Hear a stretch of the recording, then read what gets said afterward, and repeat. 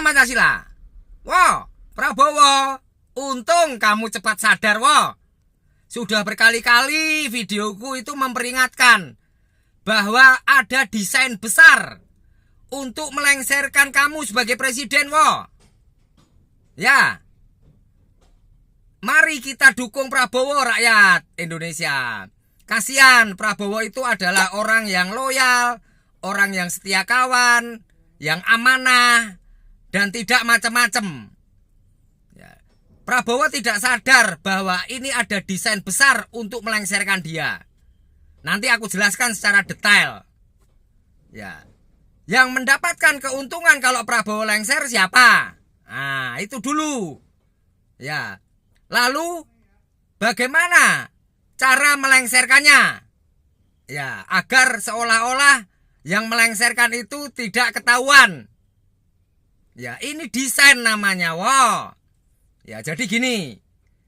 Pertama-tama kita harus mengetahui dan memahami bahwa sebenarnya Jokowi masih ingin berkuasa.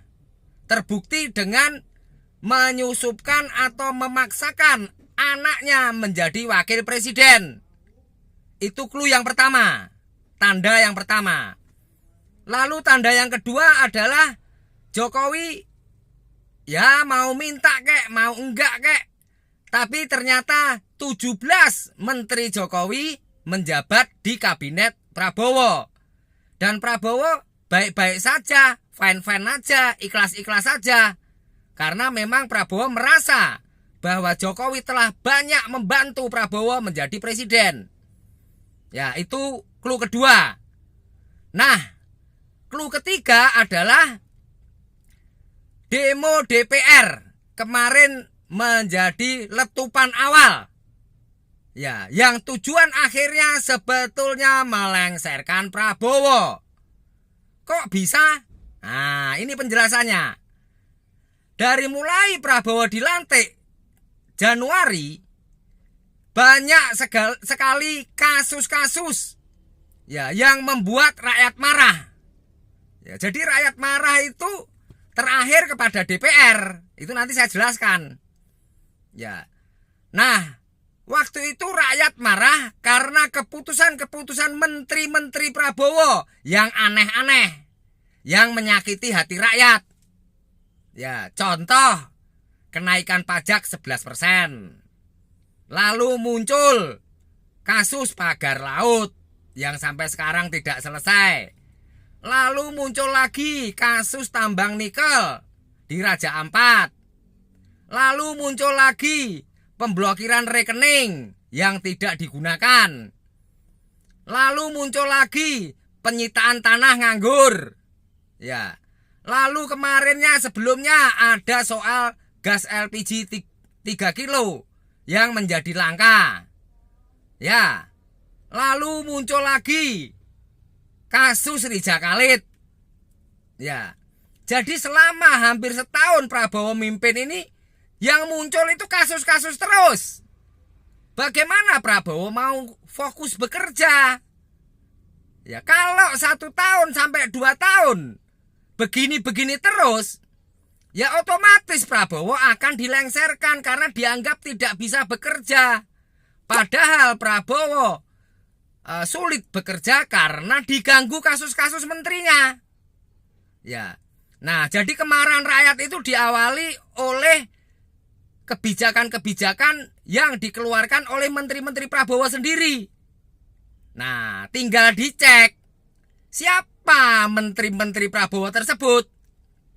Ya, ada lagi yang lebih parah, kementerian dipakai untuk melindungi judi online. Nah, ya. Nah, menteri-menteri itu tidak usah disebutkan namanya, inisialnya aja ya. Ya, misalnya Bahlil, Budi Ari, Sakti Wahyu Trenggono, ya, dan lain-lain. Dan itu menteri-menteri titipan Jokowi semua, yang tugasnya adalah mendelegitimasi. Oh, terlalu ini ya. Jadi membuat rakyat muak dan tidak percaya kepada Prabowo. Ya, membuat kinerja Prabowo buruk sehingga nanti bisa dimakzulkan melalui DPR. Nah, meletusnya demo anarkis kemarin itu juga bisa kita tandai. Dari siapa? Ketahuan kan? Ya, tetap aja jaringannya Jokowi. Ya, coba kita lihat yang menari-nari di DPR. Ya, itu siapa saja? Uya Kuya, Eko Patrio. Ya, itu yang memercikan api sehingga rakyat marah. Yang awalnya rakyat sudah kecewa dengan keputusan atau kebijakan menteri-menteri tadi, ditambah dengan kekecewaan rakyat seperti diledek oleh anggota DPR, maka wajar ketika rakyat marah.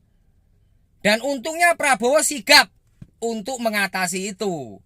Kalau tidak, kemarin itu yang terjadi adalah rakyat marah, lalu membuat Indonesia kacau, Indonesia lumpuh, lalu Prabowo sebagai presiden harus bertanggung jawab. Dan ketika diminta pertanggungjawaban di DPR, pasti ditolak. Karena memang dari awal menjabat, Prabowo tidak terlihat kinerjanya. Karena diganggu terus. Ya, ini coba kamu pahami pelan-pelan. Ya, aku bicara ini atas dasar NKRI. Aku tidak rela kalau seorang presiden yang terpilih oleh rakyat diperlakukan seenak-enak orang-orang tertentu, dilengser-lengserkan, dibatas-batasi. Ya. Nah, ini semua ada desain besar, ada dana besar, ada konseptornya. Kalau mau ditelusuri Prabowo harusnya mampu. Ya, karena bicara intelijen harusnya lebih berpihak kepada Prabowo. Intelijen itu tahu semua. Ya, percakapan-percakapan WA, telepon-teleponan dan lain-lain. Ya, persoalannya apakah intelijen lapor Prabowo? Nah, ya, harusnya lapor Prabowo jadi bisa dihandle atau diberi solusi atau dihentikan sebelum negara mengalami kerugian besar seperti kemarin. Diduga intelijen memberi laporan palsu kepada Prabowo.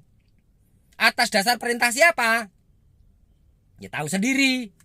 Ya, jadi intinya ada desain atau konsep besar yang nanti mengatasnamakan rakyat yang kecewa sama Prabowo. Ini direkayasa, didanai. Tujuannya apa? Merebut kekuasaan. Nah, kalau Prabowo sempat lengser, siapa yang untung? Siapa yang dapat durian jatuh? Nah, dari sini kalian sudah bisa untuk berpikir realistis, berpikir logis. Ya, apa yang saya katakan ini adalah jelas.